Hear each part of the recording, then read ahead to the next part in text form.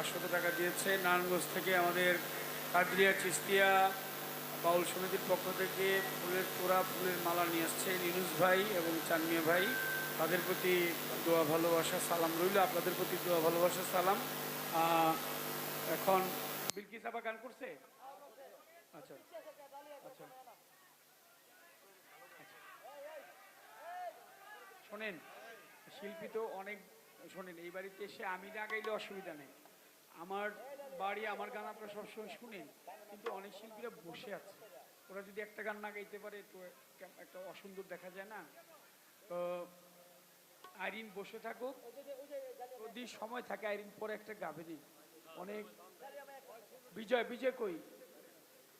বিজয় তুমি যেখানে আছো তোমাকে মঞ্চে আসার জন্য অনুরোধ করা যাচ্ছে। বিজয়, বিজয়।